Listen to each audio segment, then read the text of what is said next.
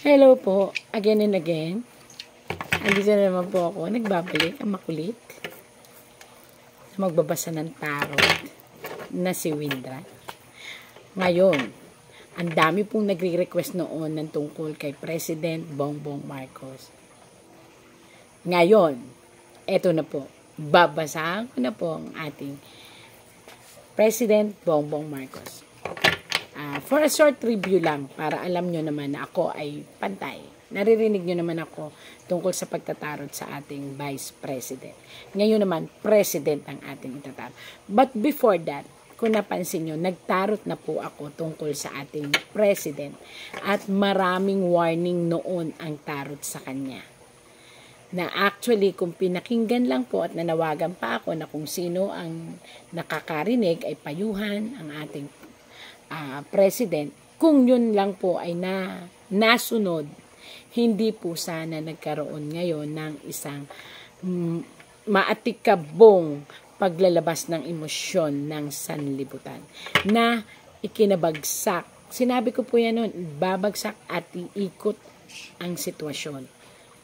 Mawawala ang tiwala ng mga tao sa mga tauhan ng ating gobyerno. Nangyari di po ba? So, ngayon po, eto na naman tayo. Ipapaliwanag ko na naman na ito po ay pantay na pagbabasa ng tarot.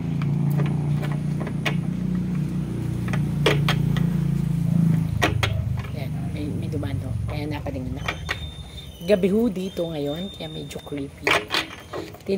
Binabalasa ko lang ho. Para, eto na ho. Para po sa ating President Bongbong Marcos. Ayan. Kita nyo po ang tarot. Medyo may reflector lang kasi gold siya ngayon. Siya yung feel ko. Pakita mo sa akin kung ano ang dapat kong ipaliwanag at sabihin. Ang lahat ng aking sasabihin ay naayon sa iyong ipakikita at ipagtatapat sa sanlibutan. Bongbong Marcos, Presidente ng Pilipinas.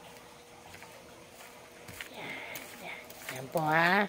Kita nyo po, pre-scattered po yan. Ang sabihin yan, talagang ginugulo ko po para walang bias. Wala yung sabihin yung scripted. Ayan. Dito pipili lang po ako. Since hindi po ako si ating President, i-represent ko po ang pangalan niya. Toing? Ay, naglaro pa ako. Yan.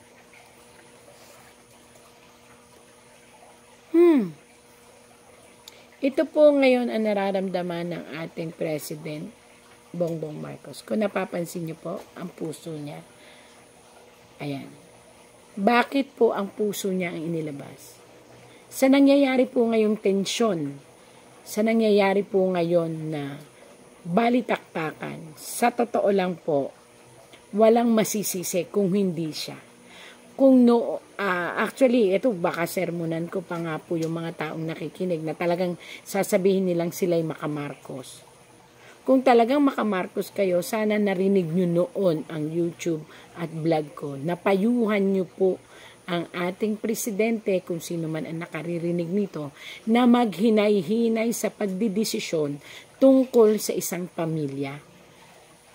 Dapat po, lahat ng nangyayari, kahit sabihin pa po natin na alam niya o hindi niya alam, at the end of the circulation of the game, sa kanya ito ibabato at siya ang mawawalan ng reputasyon at pangalan kapag itinuloy niya ang laban sa Duterte family. Sinasabi ko na po ito noon kasi nangyari na eh. So it means totoo ang aking hula, totoo yung vlog. Pero ito, nakita ko ngayon dito, ang kanyang puso ay puno ng pangamba. Bakit? Sa nangyaring sitwasyon ng botohan, ipinakita ng sangbayan ng Pilipino na ayaw na nila sa sitwasyon ngayon. At bakit nangyari yon? Dahil po sa, hindi natin alam, kasi ang nakalagay lang dito is dahil sa mga desisyon na hindi napag-aralan. At ang ginamit ay ang impulsive thinking or yung sinasabi natin na kung ano ang may kumbaga sa papel, ito binigay ko sa inyo, hindi na niya siguro nabasa, tuloy-tuloy lang, and then pinatupad, and then ngayon nagkagulo. Ang naging kalaban po niya ngayon ay ang sambayanang Pilipino. Pero marami pa rin naman po nagmamahal sa kanya. Ayan, ang dami pa rin naman po nagmamahal sa kanya. Again and again, kung may nakakarinig po nito na President Marcos po, sana po mapagpayuhan na wag basta makinig, wag basta magdesisyon.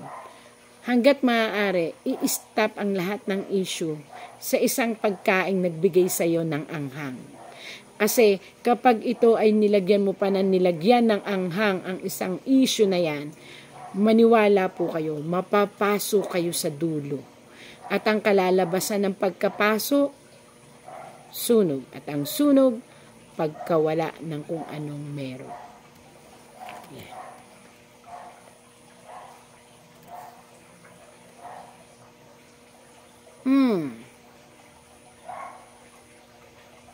Hindi ko alam, again po nagbabasa lang ako ng tarot. Hindi ko alam kung sino itong lalaking ito na sobra niyang pinoproteksyonan.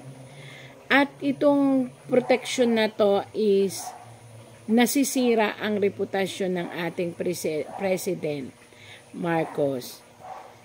Ako po ay hindi po bias. Ako po ay pantay. Binabasa ko lang po ang sinasabi. Ayan po, isang lalaki na pinoproteksyonan niya. Ayan, isang lalaki na malapit sa puso nila. At ito ay may parang matatanggap, may tinatanggap itong kayamanan or pera or what na ibibigay ng siguro parang mayroon silang hinahabol na pera or batas na para talaga sa kanila. Kaya ayan may cup siyang hawak, tapos may isda. Ibig sabihin, matagal na itong kayamanan o pera o anuman mahalaga na kaya nasa cup, gold pa yung cup, ibig sabihin malaking halaga ito na yon ay mapapasa kamay nung lalaking yon. Pagkatapos, may usaping agreement. Hindi ko alam kung ano ito. Ayan po. Yan ang pinoproteksyonan. At sa pagproteksyon niya po dito, hindi ko alam kung sino itong lalaking ito, ay maaari pong masira ang reputasyon niya bilang isang presidente. Hindi ko po alam.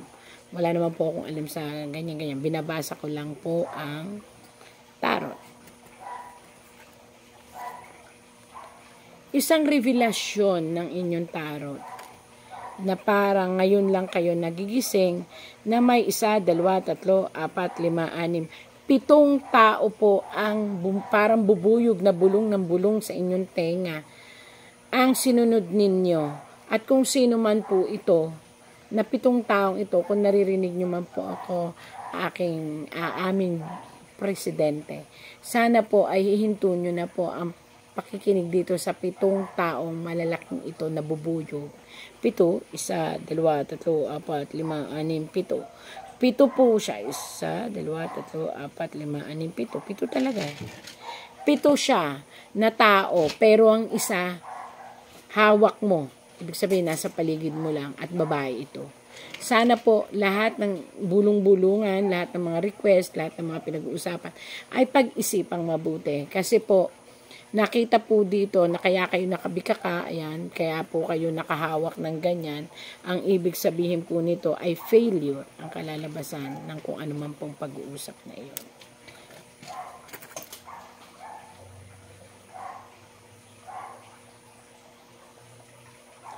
Nako.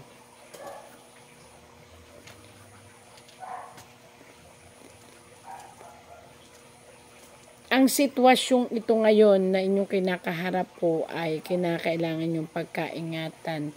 Kumuha kayo ng magaling na advisor na tuturuan kayo ng tama. Kasi po, may isang malaki pong pagsubok na darating sa inyong pagkapangulo. At ito po ay tungkol sa mga tao na magpupumilit na kayo ay pababain sa pwesto. Sinabi ko na po yung totoong nakita ko po. Wala po akong ayan po, mga tao na pinamumunuan ng unexpected na tao na babaliktad sa iyo. May tao pong babaliktad sa inyo na yun din ang magkakanulo siguro para linisin ang sarili niya. Dahil nga may ipit kayo sa kaguluhan, yun po ang lumabas sa tarot. At dahil doon, taong bayan na naman ang gagawa ng paraan. At magre-request na kayo po ay bumaba sa upuan. So yan po ay parating na pagsubok sa inyo. Para po hindi na mangyari yan, ang clue, pag-isipang mabuti. Kung maiisip nyo po, hindi ako against, wala akong against. Ako po yung nagbabasa lang at ibinibigay lang ng tarot ang kasagutan kung paano mababawasan po yung sitwasyon na yan. Ibig sabihin, pag-isipang mabuti lahat ng desisyon. Hanggat maaari, parang pagkain ho yan eh. Hanggat maaari, ikaw ay umiwas sa sobrang anghang. Napasok ka na nung una, wag mo nang ulit piliting hawakan. So yung mga hindi po ako nakikialam, nagbibigay lang po ako ng payo. Yung mga kasamang mga nagsasalita sa inyo na, ganito, ituloy ito, ituloy nyo ang impeachment, ito naman request for impeachment. Tandaan nyo po, napaso na kayo sa ama. Huwag nyo nang hayaang mapaso ulit kayo sa anak. Pag-aralang mabuti. Again and again po. Pag nagkamali po kayo ng desisyon, Mr. President, pagbagsak po ito ng political career, ng pamilya. Ito po yung naitarot ko na rin po dati kay Ma'am Amy Marcos na mahihirapan. Kung napansin nyo dati ang taas ng rating niya, tapos pumasok siya nitong huli, tapos inendorso pa po ng ating Ma'am Sara Duterte. So ibig sabihin po noon, nanganganib na mawalan ng, hindi naman po lahat kasi yun sinasabi ko, hindi naman po lahat ng tao ay nagagalit. Pero, karamihan po ng tao nag-iisip na masyado na pong personal, nawawala na po yung batas. So, dun po nakakatakot. Baka biglang, yun din po ang magbigay ng trigger para ang mga tao ay mag-aklas. Kaya sana po pag-isipang mabuti. Pag-isipang mabuti po kasi ako para sa ikabubuti ng lahat.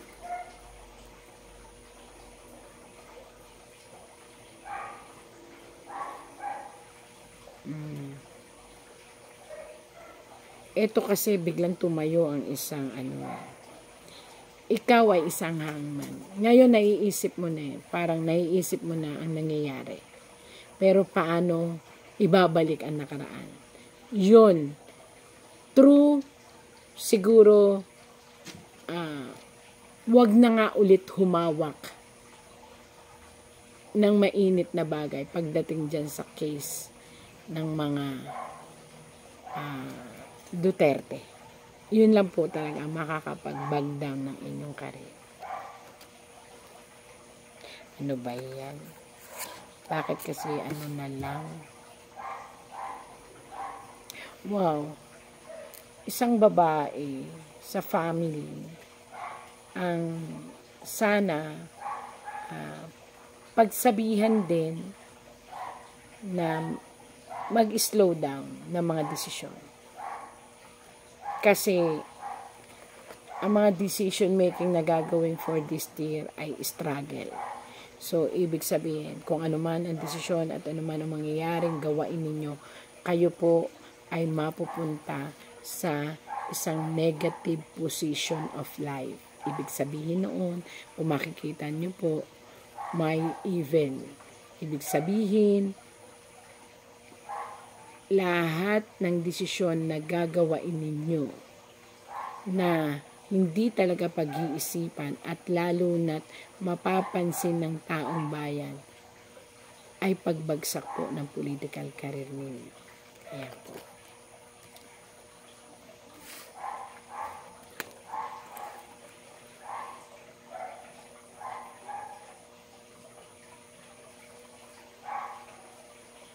Marami po ang nag-iisip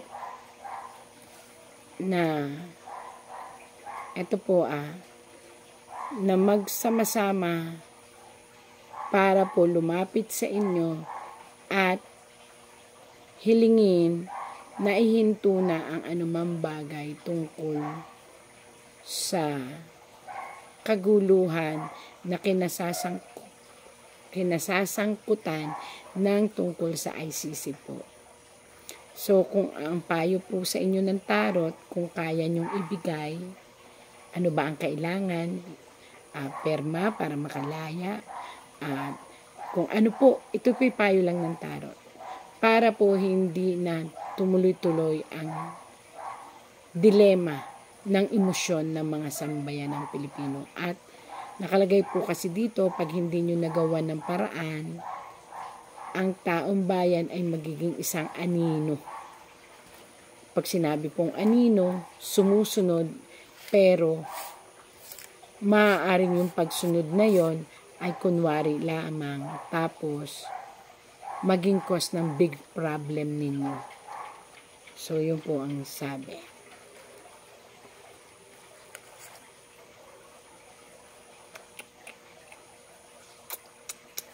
Kalungkutan. Talagang kayo po ang dapat gumawa ng paraan upang ang inyong opponent o ang kung sino man, alam naman na ng buong bayan na sa inyo talaga isinisisi ang lahat ng bagay na nangyayari sa inyong nasasakupan. Ang sabi po dito, kinakailangang mapanatiling ligtas ang Tatay Digong sa ICC o sa anuman upang hindi dumating ang panahon, lahat na naman ang mangyayari ay sa inyo po masisisi. So, ang linaw po sabi ng tarot, kailangan maging safe si Tatay Digong o ang mga family Duterte kasi lahat po ng mangyayari ay sa inyo isisisi ng taong bayan. Sinusubaybayan po kasi ng taong bayan yan po. Kaya nakatalikod kayo, may hawak na pat-pat o kahoy kasi ibig sabihin, watch out ang mga tao sa bawat galaw at kilos nyo. So, napakahirap po ngayon dahil talagang dinumero uno, binabantayan ng taong bayan. Kaya kinakailangan pong makagawa kayo ng paraan na mailabas ang hinihiling ng taong bayan. Ayan. At maging ligtas.